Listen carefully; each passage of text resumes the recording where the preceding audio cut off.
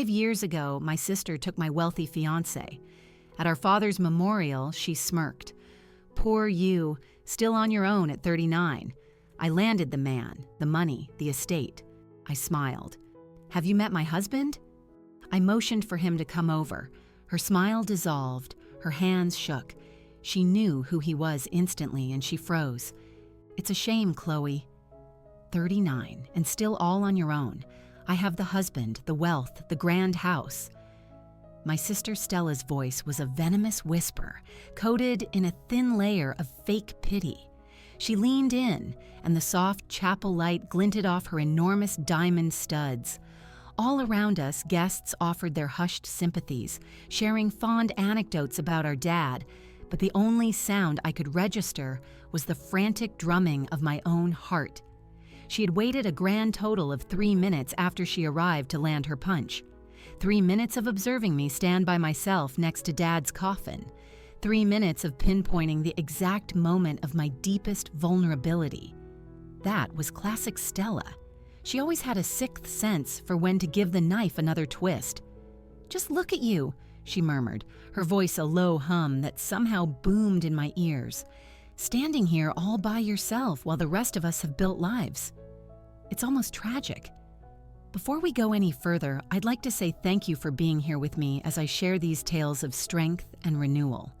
If you believe that a deep betrayal can be the start of something better, I'd be so grateful if you'd subscribe.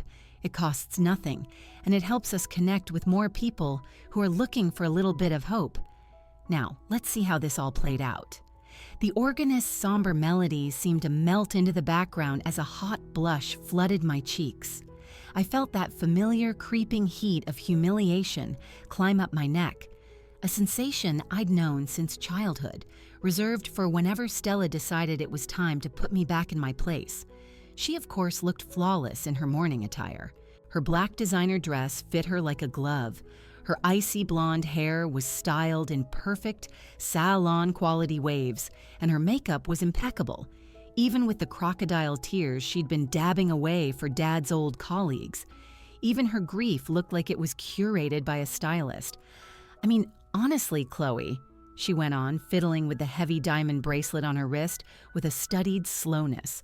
When's the last time you were even on a date?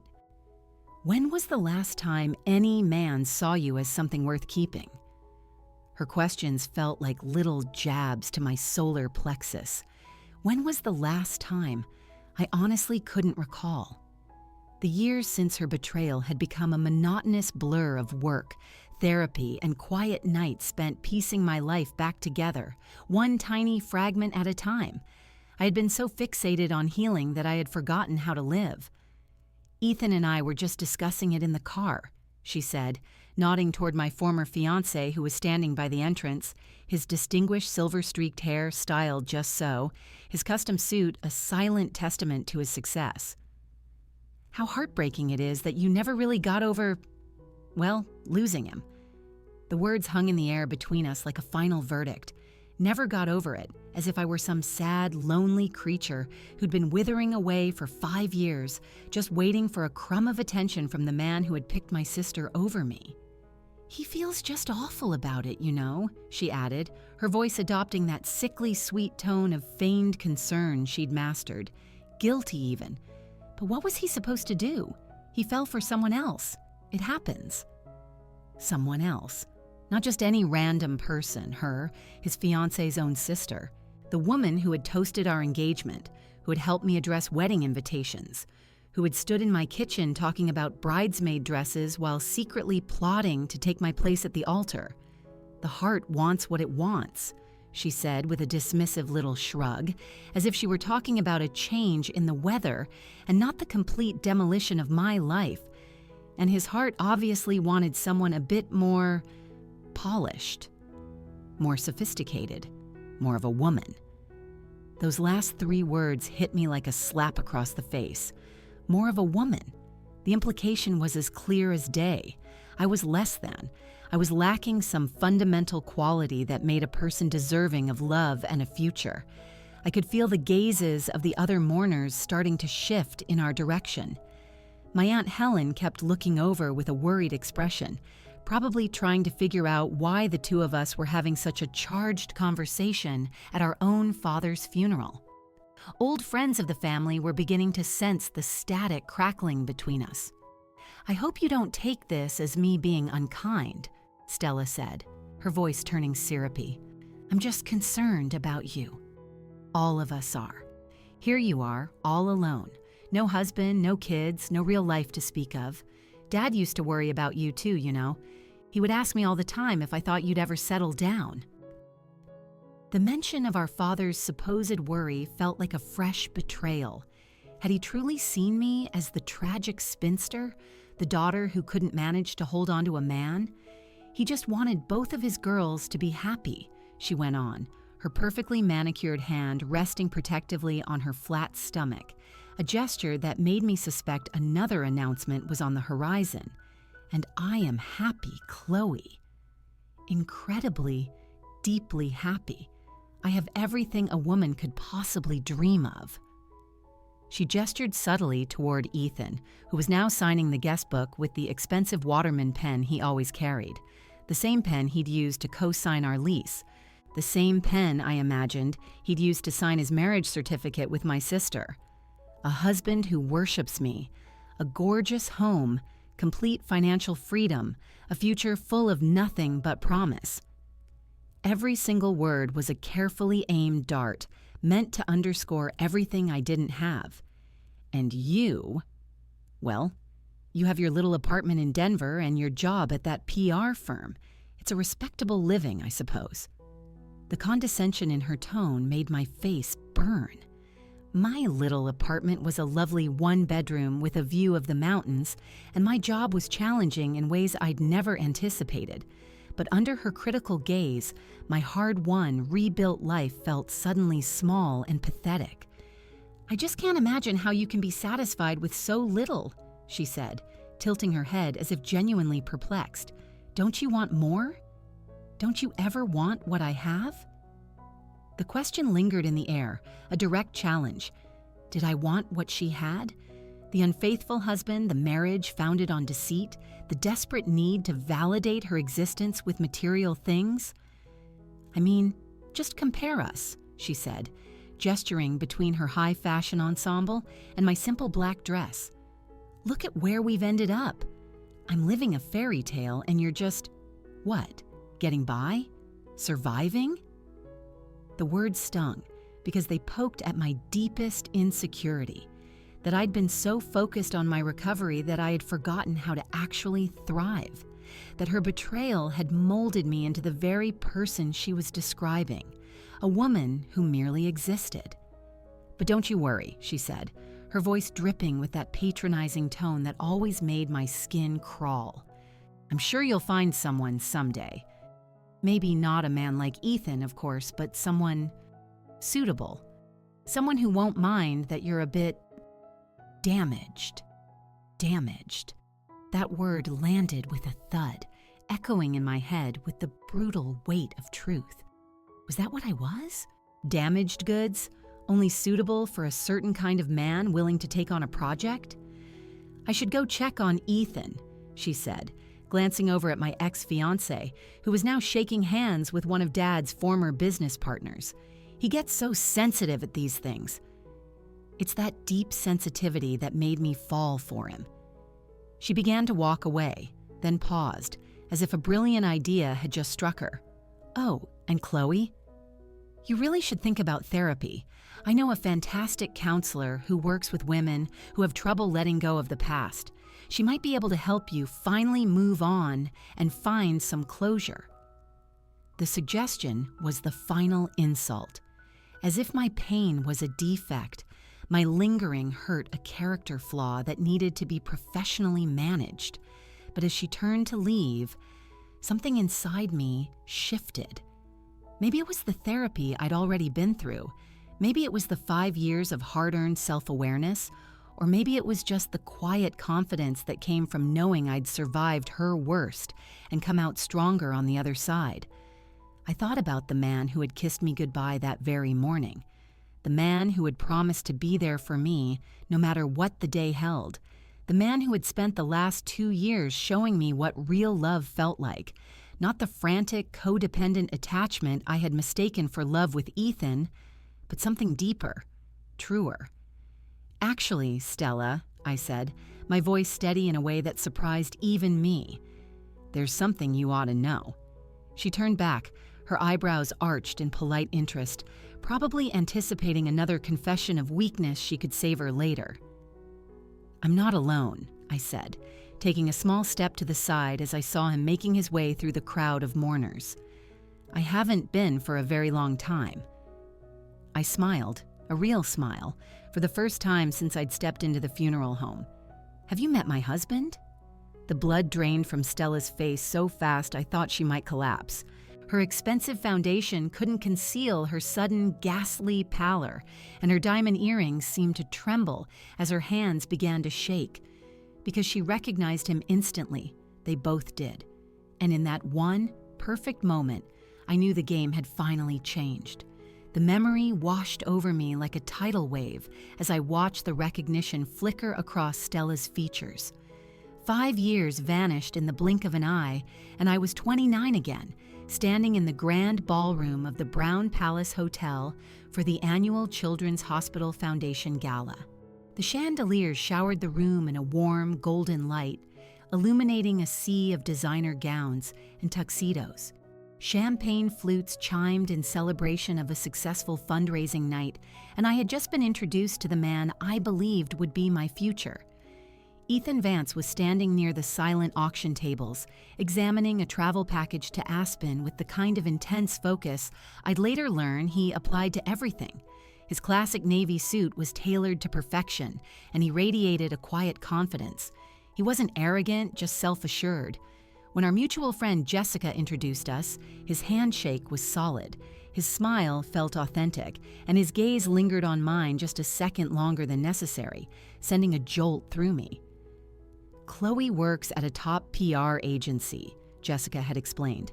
"She's the mastermind behind that viral campaign for the new green tech company everyone's buzzing about." "Impressive," Ethan had said, and the way he said it made me feel like he truly meant it. "I've been watching that company's launch. It's a brilliant media strategy." We spent the next half hour talking about ethical business models, the pitfalls of startup publicity, and the fine line between profit and social responsibility.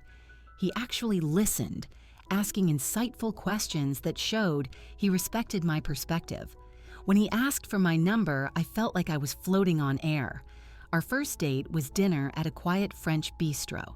He showed up with a single white orchid, my favorite, a detail he'd somehow picked up from our brief chat about gardening. The gesture was both incredibly thoughtful and perfectly understated. We talked for hours, until the waitstaff started pointedly clearing tables around us, completely lost in conversation about our travel aspirations, family histories, and the novels that had shaped us. By our third date, I was already picturing him meeting my family. He had a way of making me feel seen and appreciated, like my ideas and ambitions were valuable to someone who truly understood what success looked like. When he kissed me goodnight on my doorstep, his lips gentle and hesitant, I felt like the protagonist in a romance novel. Dad took to him instantly. They connected over golf, investment strategies, and a shared love for aged bourbon. I'd often find them on the back deck during family gatherings, lost in conversation about stock market trends.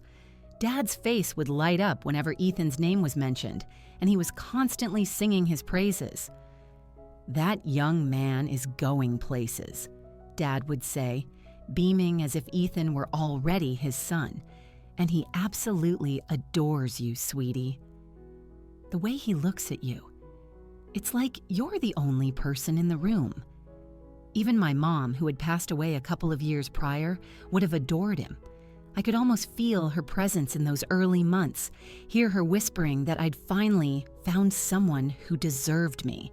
Stella's initial reaction was a carefully managed display of enthusiasm. She gushed about how we were the perfect couple, how incredibly fortunate I was, how thrilled she was at the prospect of gaining Ethan as a brother-in-law. But even then, something about her excitement felt just a little too rehearsed. Her compliments were too quick, her smiles too practiced, her hugs held for just a beat, too long, as if she were assessing him rather than welcoming him. "He is absolutely gorgeous," she'd whispered to me after he'd met the family for the first time, her fingers lingering on my arm. "Those eyes, that smile. You'd better hang on to him, Chloe. A man like that won't be on the market for long." I'd laughed it off at the time, but in hindsight, it felt less like sisterly advice and more like a declaration of intent. He proposed 8 months later during a trip to Santa Fe. Ethan had orchestrated the entire thing with meticulous care. A sunset dinner at a high-end restaurant, a secluded table with a view, and the ring presented in a dessert that arrived with, "Will you marry me?" elegantly scripted in chocolate. I said yes before he could even finish his nervous speech about wanting to spend the rest of his life with me. The ring was stunning. A classic solitaire with a diamond that shone like a captured piece of starlight. Not the flashiest ring I'd ever seen, but timeless and sophisticated. "I wanted something that felt like you," Ethan had told me. Classic, elegant, and built to last. The next 6 months were a whirlwind of wedding planning. I dove into every detail with the same obsessive focus I brought to my PR campaigns. Scouting venues, trying on dresses, tasting cakes, selecting flowers. Stella offered to help, and I gratefully accepted. She had a great eye for aesthetics, and having recently quit her job at a local art gallery, plenty of free time. "Let me handle the vendor appointments," she'd insisted. "You're swamped with work, and I adore this kind of thing. We want everything to be perfect for your big day."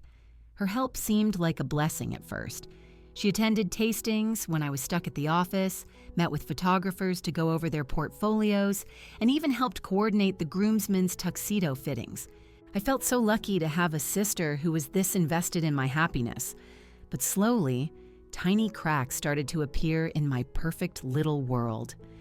Ethan began working later, canceling dinner plans with last-minute apologies about demanding clients and looming deadlines. His phone would buzz incessantly when we were together, and he'd take the calls in hushed tones in another room. "Sorry, honey," he'd say, coming back to give me a distracted peck on the cheek. "Work crisis, you know how it is." I did. I had a demanding job too, but something about his excuses felt off, like lines from a script. And then there was the perfume. It was subtle at first, just a faint, expensive floral scent that clung to his shirts when I'd picked them up from the dry cleaner. It wasn't my perfume. I'd always worn simple vanilla scents. This was something else. Gardenia and jasmine, with a musky, sensual undertone. "Must be from a client meeting," he'd said when I asked about it. "You know how some women douse themselves in perfume?" The explanation seemed plausible, but the scent kept appearing, on the collar of his coat, in his car, and once, faintly on his pillow when I'd stayed the night. Each time he had a ready-made excuse. A female colleague he'd given a ride to, a business dinner where the hostess was over-fragranced, a hotel room that hadn't been properly cleaned. Meanwhile, Stella was becoming more and more enmeshed in our lives. She dropped by Ethan's office with coffee, claiming she was in the area for a wedding vendor meeting. She started texting him directly about ceremony details, explaining that she didn't want to bother me at work. "Your sister is a lifesaver," Ethan would say. "So on top of everything, you're lucky to have her." I should have been thankful, but instead, I felt strangely marginalized, like I was becoming a guest at my own wedding. Stella knew things about our flower arrangements that I hadn't seen, had strong opinions on our menu that somehow held more weight than mine, and talked about our vision for the day as if she were the bride. The breaking point arrived on a rainy Thursday in April. I'd left work early with a blinding headache and decided to surprise Ethan with takeout from his favorite Thai place. His assistant had told me he was working late, and I thought he could use a good meal and some company. I took the elevator up to his firm on the 22nd floor, juggling the containers and mentally preparing my happy, surprised expression. The hallway was quiet, most of the offices dark. His office door was cracked open, a sliver of warm light spilling out. I could hear voices from inside. his familiar baritone, and another voice that sent a chill down my spine. "We can't keep this up," Ethan was saying, his voice laced with an exhaustion I'd never heard before. "She's going to figure it out." "Not if we're smart about it," came Stella's unmistakable reply. "The wedding is just 2 months away. Once it's over, we can figure out a way to—" I shoved the door open, my body moving on pure instinct. The takeout containers crashed to the floor, splattering curry across the plush carpet, but I barely registered the sound. They were tangled together on his leather sofa, her dress partially unbuttoned, his shirt discarded on the floor. 5 months of planning a wedding, 8 months of what I thought was true love, and 2 years of believing I'd found my forever. It all turned to dust in the span of a single heartbeat. They scrambled apart like guilty kids, Stella's face a mixture of shame and something else. Relief, maybe, that the charade was finally over. "Chloe," Ethan started, fumbling for his shirt with trembling hands. "This isn't... We didn't mean for..." But I was already backing out of the room, my engagement ring sliding off my finger before I even consciously decided to remove it. It clattered onto his desk with a small, sharp sound that was somehow louder than the sound of my world shattering. I just ran. The slam of my car door echoed in the cavernous, empty parking garage beneath my new apartment building in Denver's Low-High district. My entire life was packed into my little Honda. A few suitcases, a box of cherished books, my laptop, and a sad assortment of kitchen supplies I'd grabbed in the 15-minute frenzy of escaping the life I'd shared with Ethan. I had driven nonstop from my hometown, fueled by gas station coffee and sheer desperation, my knuckles white from gripping the steering wheel. The GPS led me to this address I'd found on a late-night, frantic Craigslist search. A studio apartment I'd agreed to rent without even seeing it, because the landlord was willing to overlook a credit check if I paid an extra month's rent up front. The building had a tired smell of old carpeting and cleaning solution. My unit was on the 3rd floor up a narrow staircase that seemed to groan in protest under the weight of my boxes. As I turned the key in the lock of 3B, I held my breath, bracing myself for what I might find. The space was even smaller than I'd feared, maybe 350 square feet. A Murphy bed was folded into one wall, a tiny kitchenette occupied another, and a single window looked out onto a brick wall and an alley.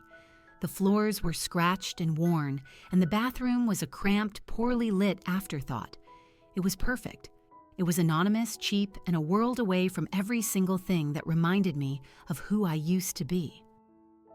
I spent that first week in Denver in a fog, eating dry cereal for most meals and bursting into tears at random moments, in the grocery store while unpacking my clothes during a TV commercial.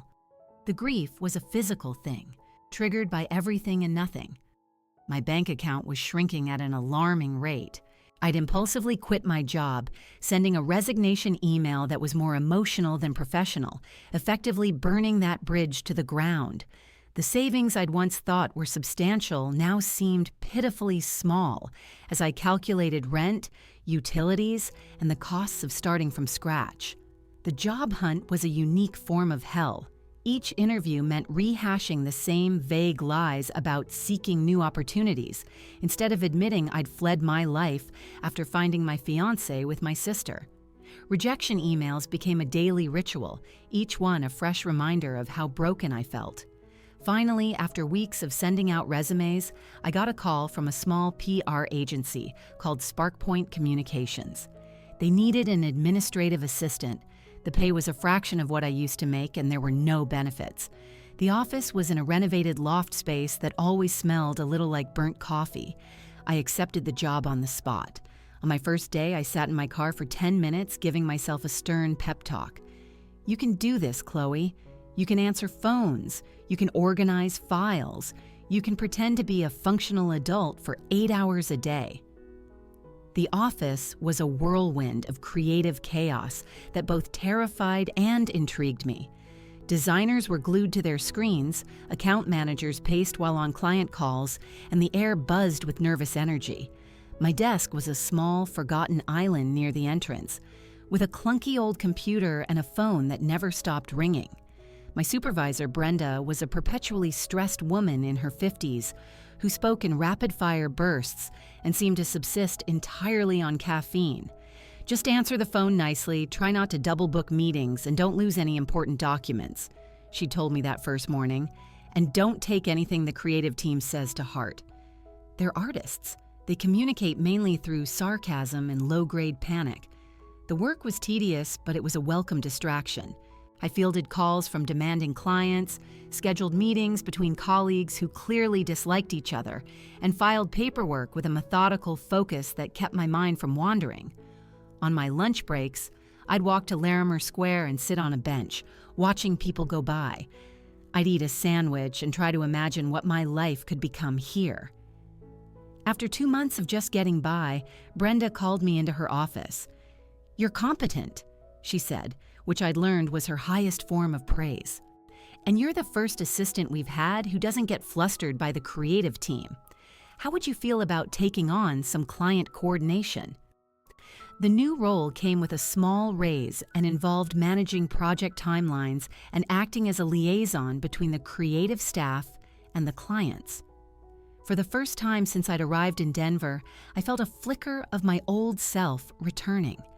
One miserable Thursday, after a client had spent 20 minutes yelling at me about a press release, I found myself sobbing in a bathroom stall. Not the quiet, mournful tears I'd grown used to, but ugly, frustrated sobs of someone completely overwhelmed. "Tough day?" a voice asked from the next stall. I looked down and saw a pair of sensible flats. It was Maria from accounting, a kind woman in her 40s who had always been friendly. "Just a client thing," I mumbled, trying to sound normal. "Want to get a drink after work?" I know a place with mediocre wine but great cathartic potential. Something about her straightforward offer cut through my self-imposed isolation. "I don't really drink much," I confessed. "Me neither." But sometimes, just sitting in a bar and pretending you might have a cocktail is the dose of normal you need. We ended up at a dive bar, sipping ginger ales and sharing a basket of fries. Maria told me about her own messy divorce years ago. "You know what saved me?" she asked, grabbing a fry. "Therapy. Real therapy. I found this amazing woman, Dr. Evelyn Reed. She basically helped me rebuild my brain." She slid a business card across the sticky table. "She has a sliding scale for people who are restarting their lives." Dr. Reed's office was warm and inviting, filled with books and plants. She didn't look like a stereotypical therapist. She felt like a wise, compassionate aunt. "Tell me about the person you were before all this happened," she said in our first session. I had expected to spend the hour talking about Ethan and Stella, but instead, we spent weeks talking about me, the ambitious young professional, the loyal friend, the daughter who loved planning family events. "Trauma makes us forget who we are," Dr. Reed explained one day. "You survived something that would have destroyed a lot of people. That's not a sign of weakness, Chloe. That's a sign of incredible strength." Slowly, painstakingly, I started to remember that I was more than just a jilted fiancé. I was a person who had built a career, nurtured friendships, and had once been confident and full of life. The healing process wasn't a straight line. There were good days and bad days, but gradually, the good days started to win. Maria's friendship was my lifeline. She brought me into her book club, a group of smart, funny women who met once a month. At first, I was quiet, but over time, I started to participate, to laugh, to feel like myself again. "You're different now," Maria noted one evening as we were leaving a meeting. "When you first came, you looked like a scared rabbit. Now, you actually look like you belong." She was right. For the first time in years, I had spent an entire evening without my past haunting me. That night, I left a message for Dr. Reed. "I think I'm ready to start dating again. Not because I need someone, but because I think I might actually have something to offer." Her return call came the next morning. "That," she said warmly, "is the perfect reason." Dating after that kind of betrayal was like learning to walk all over again. My first try was a complete dud. Maria set me up with her cousin's friend, a nice but painfully boring guy who spent an hour talking about his model train collection. My second date, a guy from an app, was even worse. He showed up late, ordered half the menu, and then tried to explain my own job to me. "Maybe I'm just meant to be alone," I told Dr. Reed. "Or maybe," she replied with her gentle smile, "you're just looking in the wrong places." The best things often happen when you're not looking for them at all. She was right, though I wouldn't know it for another few months. Leo Sterling came into my life on a Tuesday morning in October. He was a new client, and he walked into our office carrying a box of materials for a presentation, wearing a simple gray sweater that made the blue in his eyes pop. He wasn't movie star handsome, but he had a quiet, confident presence. His dark hair had touches of silver at the temples, and when he smiled at Brenda, it was genuine. "This is Chloe," Brenda said, pointing to my desk. "She'll be your project coordinator for the Summit Lodges account." He turned to me with that same warm smile and extended his hand. "Leo Sterling," he said, "it's a pleasure to work with you." His voice was deep, with a slight rasp. When our eyes met, I felt a tiny flutter of interest, but I quickly suppressed it. I had learned to keep my professional and personal lives separate. Leo owned a consulting firm specializing in luxury hospitality. Unlike our other clients, who were often flighty and demanding, Leo was methodical and respectful. Our first meeting was a 2-hour deep dive into the project. Instead of talking about himself, he asked questions about our process, our team, our past successes. He took notes in a worn leather notebook. "What do you think is the key to a memorable hospitality brand?" He asked me directly while Brenda was on a call. The question surprised me. Most clients treated me like an assistant, not a strategist. "Consistency," I said after a moment. "Not just in the logo, but in the entire experience." The best brands make you feel a certain way, whether you're in Aspen or Austin. It's not about thread count, it's about feeling seen and understood. He nodded slowly, jotting something down. "That's it, exactly. It's about emotional connection." Over the next few weeks, Leo became my favorite client. He was responsive, gave clear feedback, and never once lost his temper. When one of our designers quit abruptly, he didn't threaten us. He offered to help. "I know a few excellent freelancers," he'd said. "It might give you some options." The freelancer he recommended was perfect. When I thanked him, he just shrugged. "Good people should help each other out," he said. As the project neared its end, our professional conversations started to bleed into more personal ones. He'd arrive a few minutes early for meetings just to chat. I learned he grew up in Oregon, went to college in Chicago, and had moved to Denver to be closer to his aging mother. He listened with genuine interest as I shared my own carefully curated life story, never pushing for more than I was willing to give.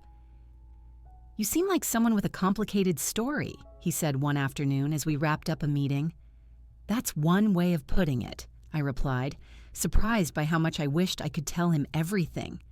"The most interesting people usually have complicated stories," he said with a small smile. When the project was officially over, I felt a sharp pang of disappointment. Our meetings had become the highlight of my week. "I hope we get to work together again," I said as we shook hands for the last time. "Actually," Leo said, a hint of nervousness in his voice that I'd never heard before, "I was wondering if you'd be interested in having dinner sometime. As in, not a work dinner, just dinner." The invitation hung in the air, a bridge to a part of my life I wasn't sure I was ready to revisit. He must have seen my hesitation. "No pressure at all," he added quickly. "I just enjoy our conversations." "I'd like that," I heard myself say before my anxiety could talk me out of it. Our first date was at a small Italian place in a quiet neighborhood. Leo had chosen it carefully, intimate, but not intimidating. He arrived with a single white orchid, just like Ethan had, but this time it felt different. Where Ethan's gesture had felt like a calculated move, Leo's felt simply sweet. I remembered you said these were your favorites, he said, looking almost sheepish. We talked for hours. He was funny with a dry observational wit that made me laugh so hard my cheeks ached. When he walked me to my car, I was already hoping he would ask me out again. He did, 3 days later, with a text that was perfectly him, direct and warm. Our second date led to a third and then a fourth. We built something slowly, carefully. He never pushed, never pried, never made me feel like I had to be anything other than myself. He just showed up, consistently and kindly. 3 months in, over a quiet dinner at his place, Leo poured a second glass of wine and looked at me seriously. "There's something you should know about my professional past," he said. My stomach tightened. Sentences that started that way rarely ended well. "I used to be in direct competition with a guy you might have known," he continued, his eyes meeting mine. "Ethan Vance. It's a small world, isn't it?" The wine glass nearly slipped from my hand, clinking against the table. Leo's hand shot out, steadying both the glass and my own trembling fingers. "I almost dropped that," I said, my brain trying to catch up. "I thought you might have a reaction," he said gently.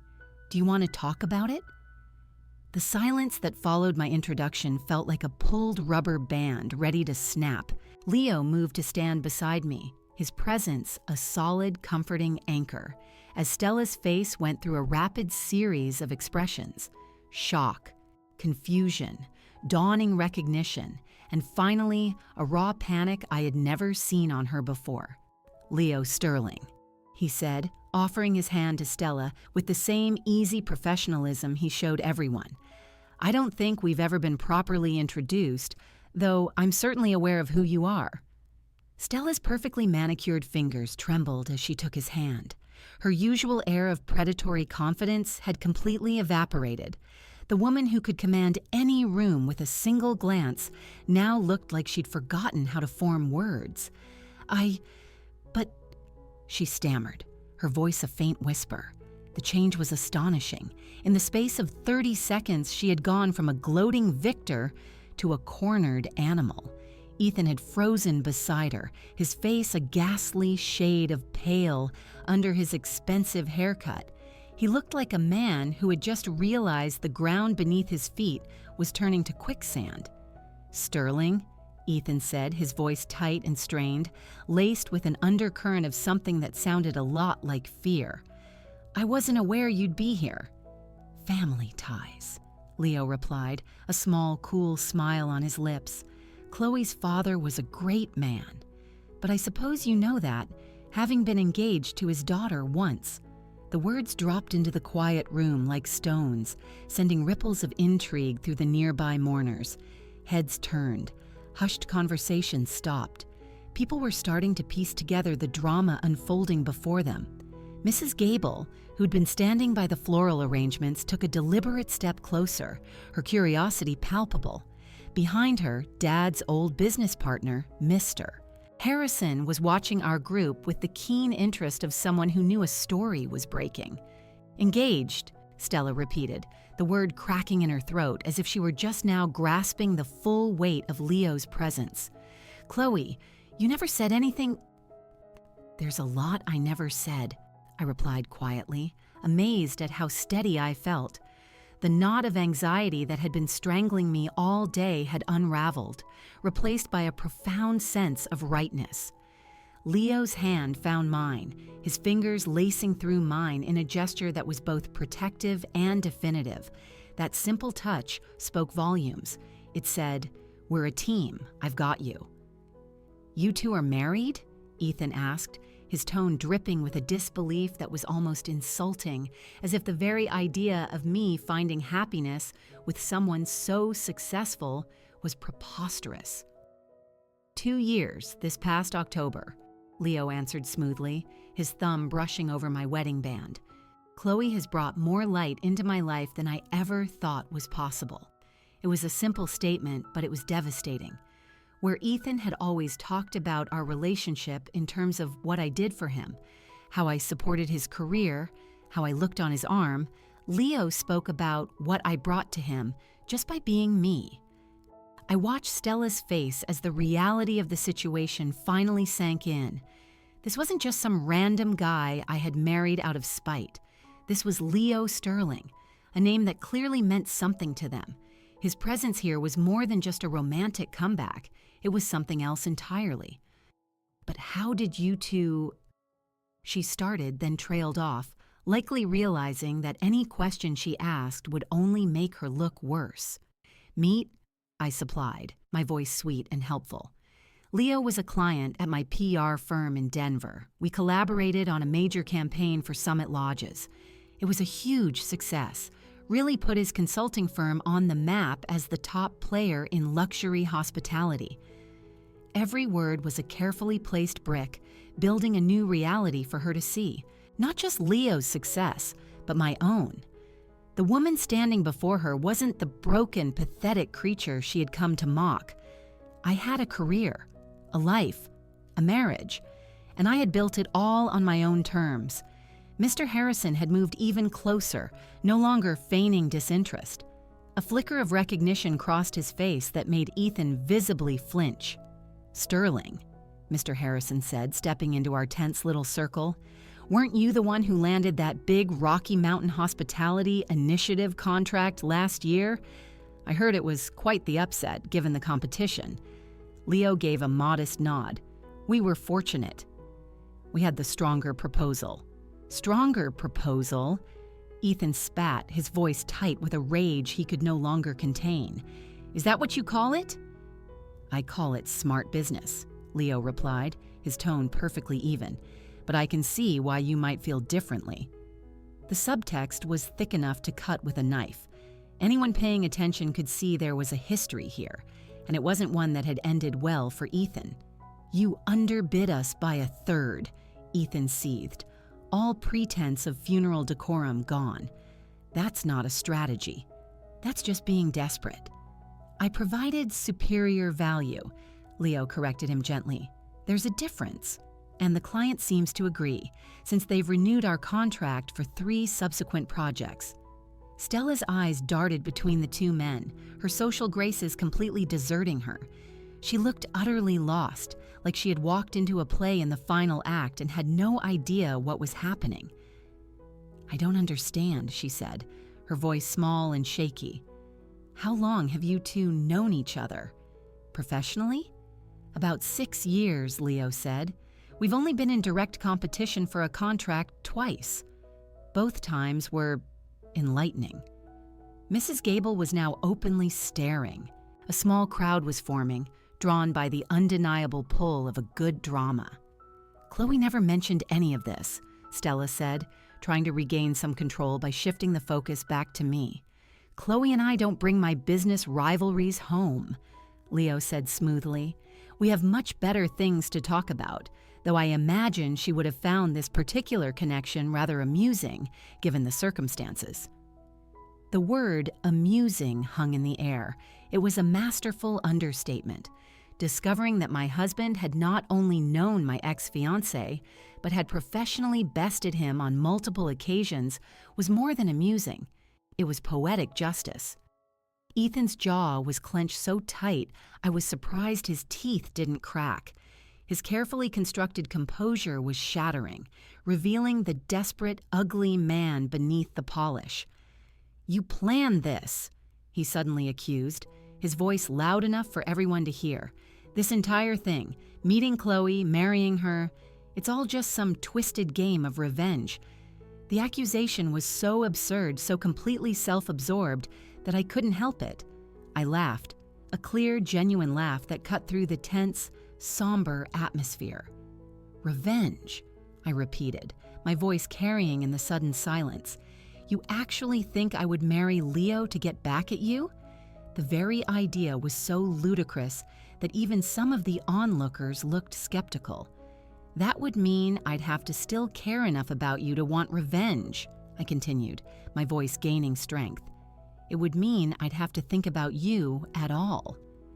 As I said the words, I realized they were completely true. For the first time in 5 years, I understood that Ethan had become irrelevant. Not someone I hated, not someone I resented, just someone who no longer mattered. Leo squeezed my hand, a silent gesture of approval that grounded me. The whispers around us started up again, now with fresh, juicy details.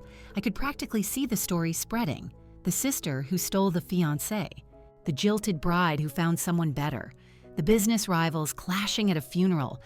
By the next day, everyone would know. Stella seemed to grasp this faster than anyone. Her face had turned ashen as she watched our family and friends piece it all together. For a woman whose entire identity was built on being envied, this sudden public reversal of fortune was clearly a nightmare. The knock on our apartment door in Denver came 3 days after we got back. It was soft, almost timid. Leo was in his office working while I was sorting through a pile of condolence cards. The funeral already felt like a strange, surreal dream. I opened the door expecting a delivery, but it was Stella. For a second, I didn't recognize her. The designer clothes were gone, replaced by a simple pair of jeans and a gray sweater. Her face was scrubbed clean of makeup, revealing dark circles under her eyes. Her platinum hair was pulled back into a messy ponytail, and her hands were bare, except for a plain gold wedding band that looked small and lonely without the massive diamond that used to accompany it. "Chloe," she said, her voice a near whisper. "Can I come in?" I hesitated, part of me wanting to slam the door and protect the peaceful life Leo and I had built, but another part, a much older part that remembered a time before all the ugliness, felt a strange pull to let her in. "Leo's on a call," I said, stepping aside. She followed me into our apartment, her eyes scanning the modest furniture, the photos from our wedding, the comfortable clutter of a shared life. We sat at the kitchen table where Leo and I ate breakfast every morning. Having her in this space felt deeply wrong, like letting a storm cloud into a sunlit room. "I don't even know where to begin," she said, clutching the mug of tea I'd made her like a lifeline. "Everything is falling apart, Chloe. Everything." The story came tumbling out. She told me about the money, or rather, the lack of it. How Ethan had been living far beyond their means for years, propped up by loans and credit. The grand house was mortgaged to its limit, the luxury cars were leased, and the jewelry she had paraded so proudly was financed. "He controls every penny," she said, her voice breaking. "I don't even have my own bank account." But the calls have started. Collection agencies, lawyers, they call all day. I just listened, watching my sister, the woman who had seemed so untouchable, completely unravel. The irony was suffocating. She'd gloated about having the money and the mansion when it was all just a house of cards. "The worst part," she continued, her voice dropping, "is that I think he hates me for it. For the debt, for the stress, for not being worth the trouble he went through to have me." The phrase hung in the air, "to have me," as if she were a trophy he'd won, and now he was suffering from buyer's remorse. The funeral was the first time he'd looked at me with anything but anger in months, she confessed, and that was only because people were watching. The second we were in the car, he started screaming at me about Leo, about how I'd humiliated him, about how my family was trash. She looked up at me, her eyes red and desperate. "Why didn't you ever try to destroy me, Chloe? The way I destroyed you?" The question caught me by surprise. Why hadn't I? Why hadn't I exposed them or sought some kind of revenge? "Because I didn't have to," I said, the answer coming to me with sudden clarity. Time did it for me. And it was true. While I was in Denver, healing and rebuilding, their relationship, which was built on a foundation of betrayal, had been quietly rotting from the inside out. Stella just stared at me. "You really did it," she whispered. "You moved on. You built something real." "Yes," I said, "I did." She was quiet for a long time, then reached into her purse and pulled out a small leather-bound journal. "I found this when I was cleaning out Dad's office," she said, pushing it across the table. "I think you should have it." I recognized it instantly. It was Dad's old planner where he jotted down everything. Stella had opened it to a specific page. The entry was from 6 months before he passed away, written in his familiar, sloping handwriting. Spoke with Chloe today. She sounds happy, genuinely happy. There's a lightness in her voice again, the way it used to be when she was a little girl. I think she's finally found her way back to herself. My girls used to be inseparable. I wish Stella could remember that. Maybe one day they'll both find their way back to each other. The words blurred as tears welled in my eyes. Dad had seen it all. He had seen past my carefully constructed cheerfulness and Stella's hollow triumphs, but he'd also held on to hope. He never gave up on us, Stella whispered, her own tears falling now. Even after everything I did, he still believed. We sat in silence, the journal lying open between us like a bridge across 5 years of pain.